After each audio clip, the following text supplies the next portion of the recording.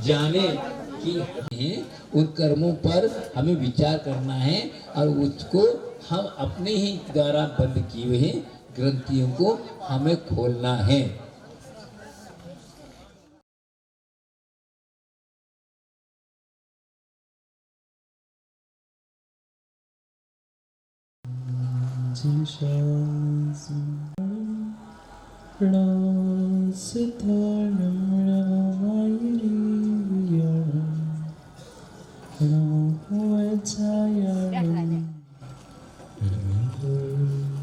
शुद्ध सावजी महाराज की परम पूज्य निर्यापक स्वामी मुनि योग सावजी महाराज की सनातन जैन धर्म की। रथ पर बैठा हुआ अर्जुन उदास होकर आंखों से अश्रु टपकाने लगे। अपेक्षा से मैं सोच रहा हूँ कि हम युद्ध ही ना करें। अर्जुन की इस उदास अवस्था को देखकर श्री कृष्ण भी चिंतित हुआ और विचार करने लगा कि क्या किया जाए। श्री कृष्ण खड़ा होता है और इधर उधर देखता है। जैसे ही देखता है, सुबह का समय था, पूर्व की दिशा में उन्हें कुछ आकृतियां दिखने लगी। श्री कृष्ण कहते हैं, अर्जुन उठ, वहां सामने कुछ देखना। अर्जुन कहता है, अब मुझे किसी को देखने की इच्छा नहीं बची। धिक्कार है मुझ पर, मैं अपने भाई से ही लड़ने के लिए खड़ा हो गया और किसी हाल में मैं जीत नहीं सकता। श्री कृष्ण कहता है, एक बार उठ के खड़े तो हो जाओ। वो कहता है, नहीं, मैं नहीं खड़ा हो सकता। अर्जुन पुनः पुनः कहने पर भी उठा नहीं। श्री कृष्ण ने कहा, मैं कह रहा हूं एक बार खड़े हो जाओ। और हाथ पकड़ के, क्योंकि सारथी था, श्री कृष्ण ने अर्जुन को खड़ा कर दिया और खड़ा करते हुए पूर्व दिशा की ओर इंगित करते हुए कहा कि देखो, तुम्हें सामने कुछ दिख रहा है? ये तो मां सबको ही पता है, जब मन सही नहीं होता सामने वाली वस्तु भी नहीं दिखती। अब इतनी दूर की उसे क्या दिखे?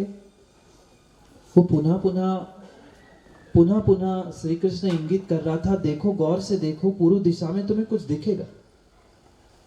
पर बहुत प्रयास करने के बाद भी उसे कुछ दिखाई नहीं दिया। आखिरकार कुछ समय बीतने पर कुछ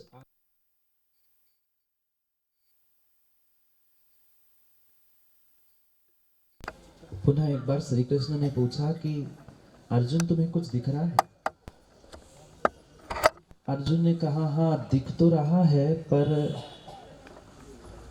जैसे ही उसने कहा मुझे दिख रहा है, श्री कृष्ण ने छोटी सी बात अर्जुन से कही और वह समझाने लगे। पद्मिनी राजहंसस्य दिगंबर तपोधना यत्र विचरते तत्र सुभिक्ष निश्चया। क्या कहा श्री कृष्ण ने? पद्मिनी राजहंसस्य दिगंबर तपोधना यत्र यत्र विचरते तत्र सुभिक्ष निश्चय। श्री कृष्ण जो कहना चाहता था अर्जुन समझ गया और सहज ही उस अर्जुन के हाथ जुड़ गए। श्री कृष्ण कह रहा था, आप लोग नहीं समझे होंगे, आपकी भाषा में कह दूं, पद्मिनी यानी गर्भवती स्त्री, राजहंस पक्षी, और इनमें भी श्रेष्ठ मंगल, महामंगल अगर कुछ होता है तो दिगंबर तपोधना। श्री कृष्ण ने इंगित करते हुए कहा, देख पार्थ, देख, सामने से तुम्हारी ओर दो युगल दिगंबर मुनिराज आ रहे हैं। यह अब विकल्प करने की तुम्हें आवश्यकता नहीं है कि तुम्हारी विजय होगी कि हार होगी। जब सामने दिगंबर मुनिराज आते हुए तुम्हें दिख रहे हैं, तुम निश्चिंत हो जाओ। तुम्हारी विजय, चाहे भाई से लड़ाई हो, चाहे अक्षौणी सेना के साथ लड़ाई क्यों ना हो, तुम्हारी विजय नियम से पक्की है। क्योंकि संसार का सबसे बड़ा मंगल अगर कोई है तो दिगंबर मुनिराज है। और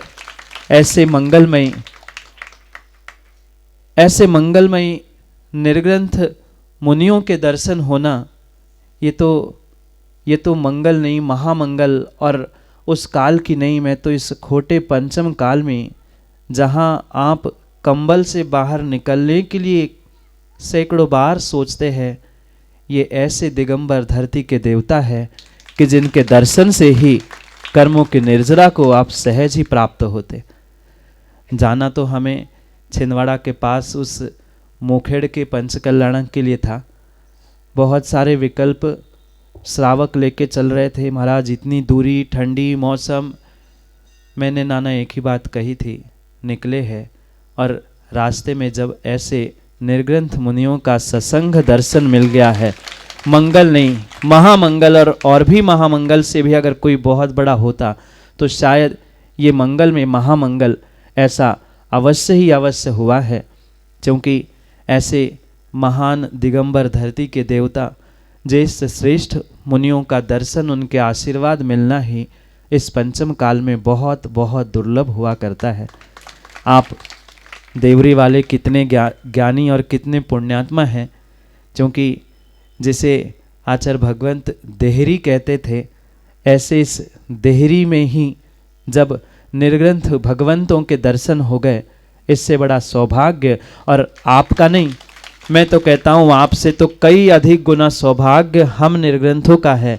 क्योंकि आप तो जब चाहे पूर्वाध्यक्ष गाड़ी में बैठे और जहाँ चाहे पहुँच जा सकते हैं, पर पद यात्रा करते हुए किसी निर्ग्रंथ के दर्शन मिलना, ये तो भगवान के दर्शन मिलने से भी बहुत बड़ा पुण्य का उदय है।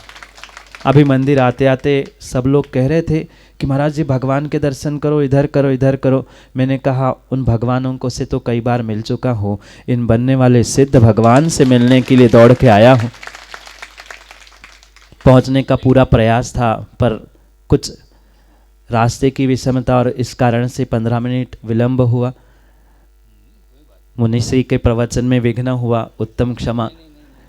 क्योंकि हम तो पूरा दौड़ ही रहे थे, पर रास्ता बहुत खराब था। जो ऐसे ज्येष्ठ श्रेष्ठ मुनिराजों से वात्सल्य मिलता है, मैं तो समाज के एक एक ज्ञानियों से, एक एक श्रावकों से भी कहना चाहता हूँ कि जब ऐसे निर्ग्रंथ गुरु भगवंतों का वात्सल्य हम छोटों को मिलता है, तो आप भी सोचे समझे और विचार करें। जब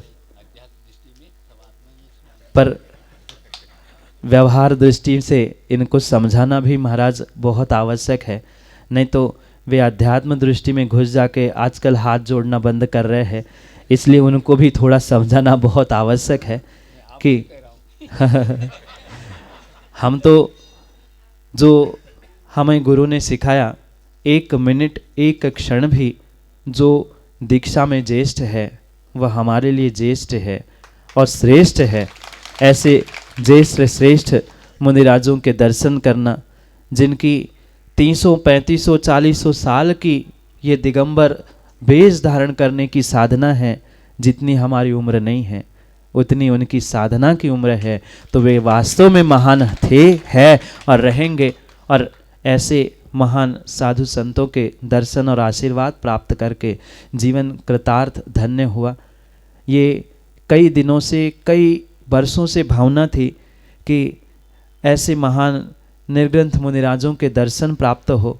और क्योंकि योग सागर जी के दर्शन करने के लिए पुण्य का योग भी चाहिए, हो सकता है ये 2025 का समय ही कुछ ऐसे योग का और युग के मिलन का था कि जहाँ ऐसे निर्ग्रंथ गुरुओं के दर्शन करते हुए अपने जीवन को धन्य और कृतार्थ हम करने का प्रयास कर रहे हैं। ये पक्का है, ये पक्का है। जब ऐसे वात्सल्य के धनी निर्ग्रंथ गुरुओं की जब दर्शन से ही सब काम सफल होते हैं, नाना विकल्प नहीं करना। तुम्हारे मोखेड़ का पंचकल्याणक निर्ग्रंथ गुरुओं के आशीर्वाद से ही सफल होना ही होना है। जब ऐसा मंगल हमें मार्ग में ही मिल गया है। अभी आते आते एक श्रावक गाय और बछड़े को दिखा रहा था। मैंने कहा गाय बछड़े से भी श्रेष्ठ मंगल मुझे तो देवरी के मंदिर में मिलने वाला है। उस भावना के साथ हम यहाँ पहुँचे। जो कुछ भी ऐसे निर्ग्रंथ गुरु से भगवंतों से प्राप्त होता है। श्रावकों, जितना लूट सके उतना लूट लो, आप पुण्यात्मा हैं, महान महान पुण्यात्मा हैं। क्योंकि जिस वासिम नगर में अभी अभी 1-2 साल पहले महाराज का चतुर्मास हुआ, बालक युवा और सबने इतना कुछ बताया था कि तब से महाराज बहुत इच्छा थी कि कब जाऊं और आपके चरणों की रज पाकर आपके दर्शन प्राप्त करूं। और आज इस बुंदेलखंड की देहरी करने वाले देवरी में आपके दर्शन पाके कई दिनों की तृप्तता इस आत्मा को और इस मन को हुई है। ऐसा ही सौभाग्य हमें पुनः पुनः प्राप्त होता रहे। क्योंकि ब्रह्मचारीगण और श्रावकों ने तो श्रमण मुनि को निवेदन कर ही लिया था, पर चूंकि गुरुजी का इंदौर में पट्टाचार महोत्सव, आप देवरी वाले नहीं आओगे ना? आओगे सो पाओगे, नहीं तो फिर खो जाओगे। जो एक उत्कृष्ट आयाम इस श्रमण संस्कृति को आचार्य विराग सागर जी ने प्रदान किया है, उसका साक्षात्कार करने के लिए आप सभी श्रावक आओगे ही। पर मैं तो निर्ग्रंथ ज्येष्ठ श्रेष्ठ निर्यापक श्रमण मुनि योग सागर जी के चरणों में ये निवेदन लेके आया हूँ। क्योंकि कागज का पर्चा तो श्रावक दे के जा सकता है, पर आत्मीयता का आमंत्रण तो एक निर्ग्रंथ ही दूसरे निर्ग्रंथ को दे सकता है। शायद वही आत्मीयता का आमंत्रण लेकर ही इस देवरी नगर में आप सभी के समक्ष ये निर्ग्रंथ भगवंतों से निवेदन है कि आप सभी सत्संग उस इंदौर की धरा में पधारे और एक और नया इतिहास और एक नया आयाम इस श्रवण संस्कृति को प्राप्त हो, यही भावना से। क्योंकि गुरुजी के पास से पहले ही समाचार आया था, बेटा जितने निर्ग्रंथ मुनिराज मिल जाए उतने निर्ग्रंथ मुनिराजों को निवेदन करके आमंत्रित करना, क्योंकि यही वात्सल्य भविष्य में हम सभी को वह आत्मा से परमात्मा बनाने के लिए निमित्त बन सकता है।